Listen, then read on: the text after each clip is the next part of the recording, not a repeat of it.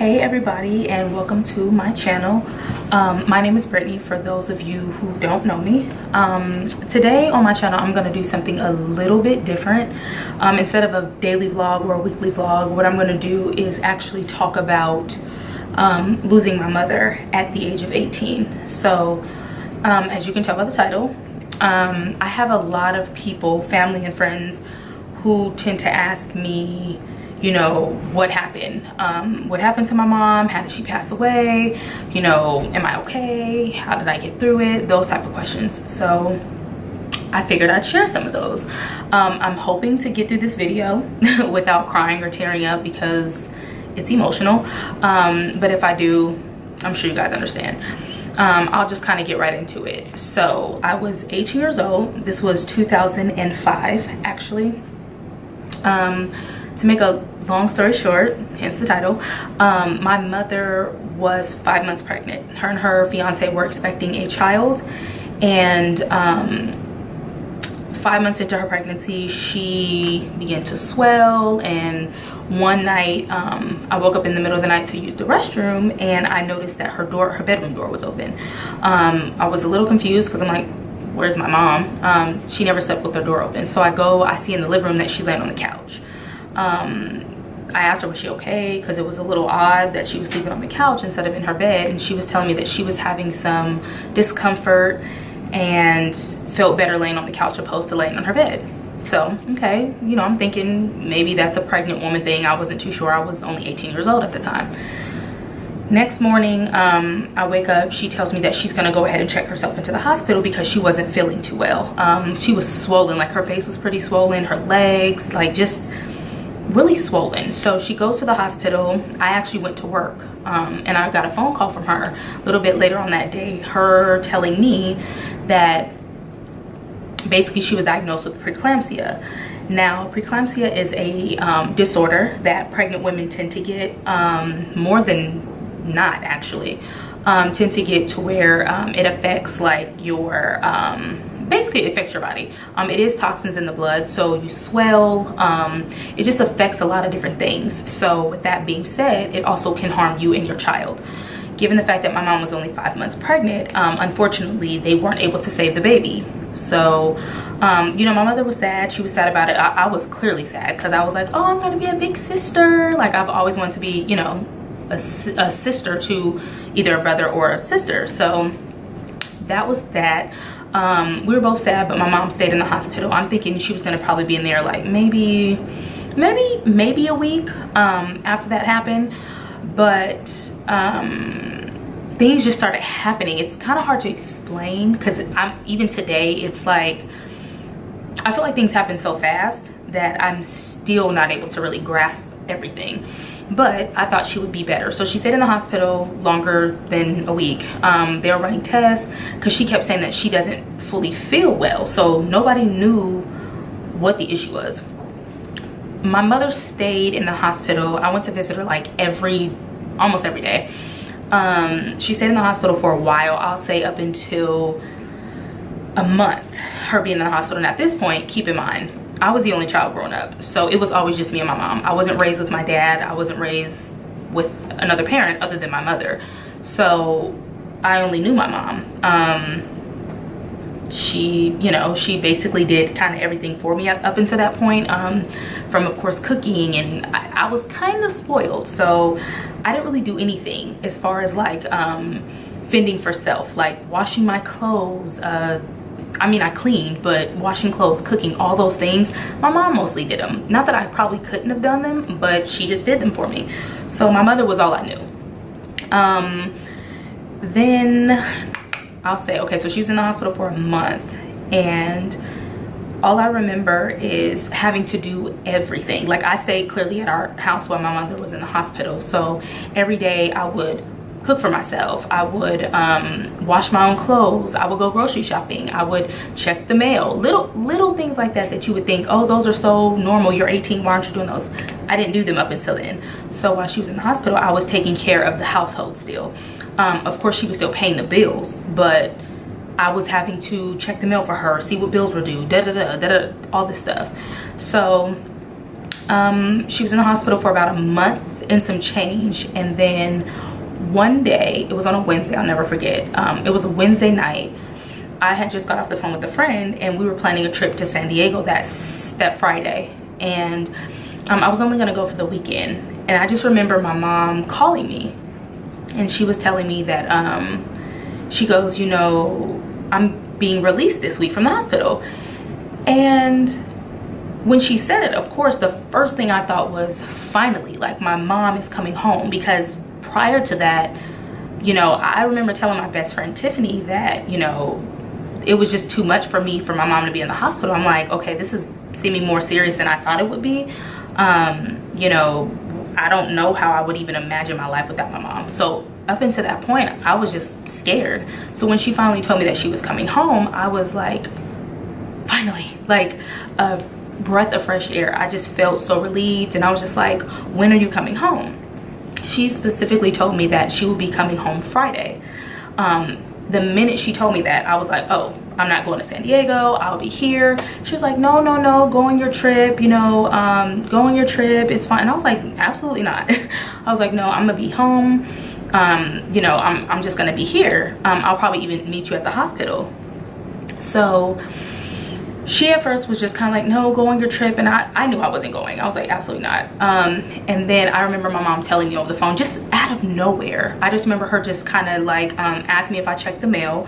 And I told her, yeah. I told her what came in the mail that day. And I just remember her telling me that she was proud of me.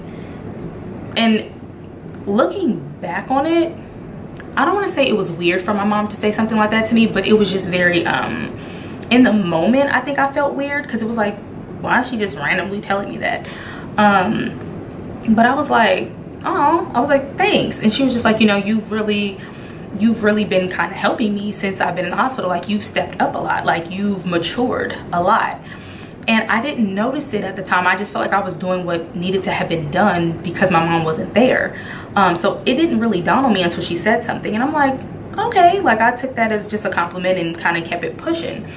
And then she was like, you know, the doctor is releasing me on Friday, so I'll be home Friday, or I'm going home Friday. She just kept saying, I'm going home Friday. And I was like, okay, you know, whatever. That Thursday, the next day, actually, I woke up to get ready for work, and one of my aunts called me, and called me like hysterical. Just, Brittany, you need to get to the hospital, like your mom passed out. Now keep in mind, I was up getting ready for work, and blah blah blah blah, and it was just going so fast that I'm like, what happened? Like, what happened? I'm so confused. They tell me that she just was having a panic attack and that she passed out and stopped breathing. I didn't understand. I'm like, what do you mean she stopped breathing? Like, not good. And me being 18, I didn't realize the terminology of like doctors and all that. I didn't know none. I was clueless. I did not understand any of this. So I'm freaking out. I'm like, I wasn't crying. I was just more like confused. I was so confused. And I just remember thinking, my mom is strong. She's gonna get through this. Like, whatever happened, she's okay. Like, mentally I'm thinking this, but deep down inside I always kind of had this feeling that the situation was not okay, like it wasn't good, but I didn't want to think negative. But they were saying that they were going to do a surgery on her, so that they were going to move her from this room to the next room to do the surgery.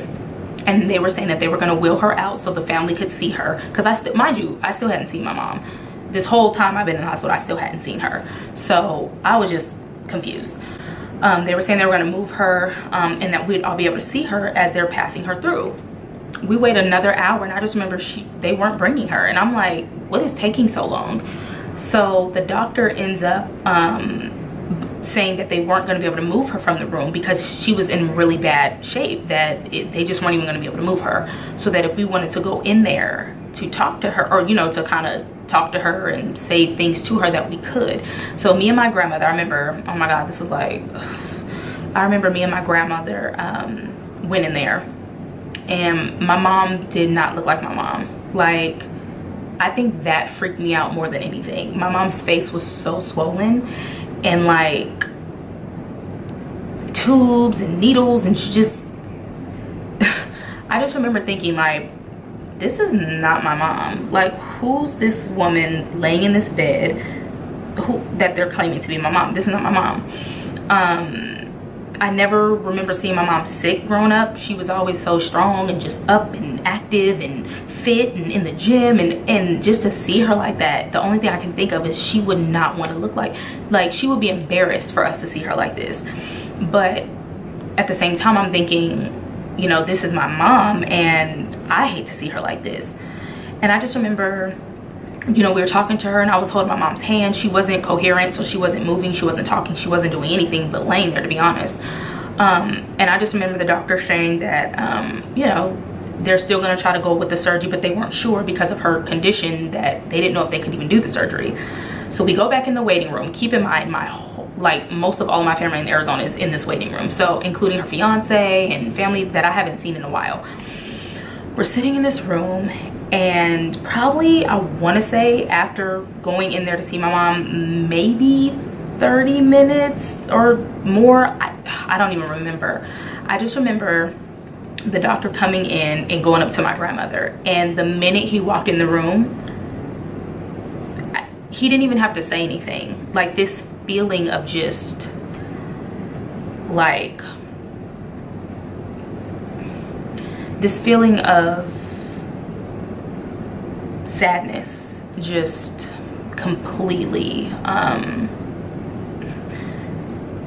just came over me. And I just remember I felt as if I passed out, but I didn't.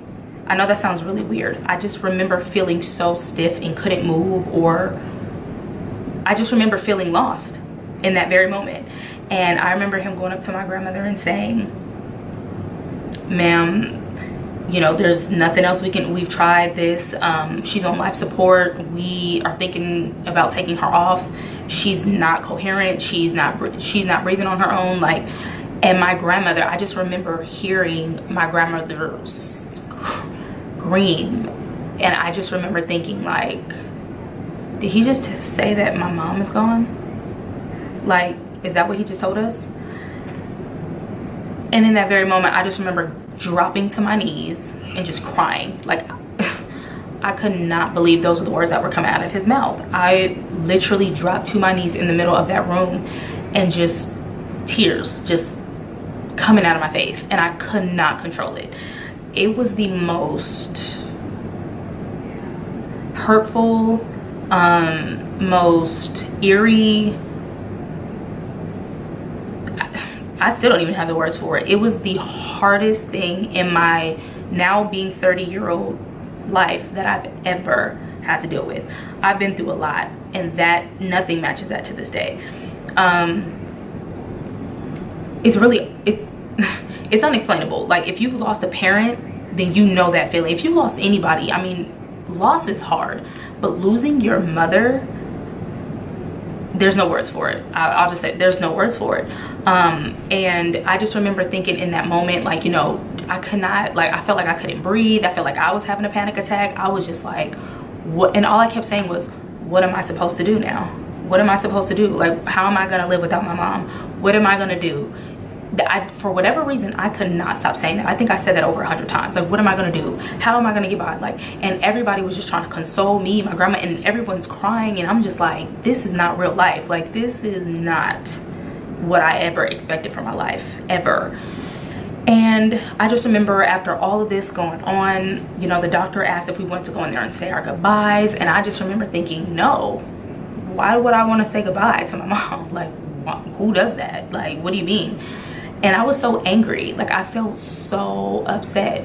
And I just remember going in the we ended up going in as a family, the intermediate family, like my grandmother, my aunt. We went in there, and I remember the craziest thing that I remember seeing, to this day I can never get that out of my head, was a teardrop coming out of my mom's eye.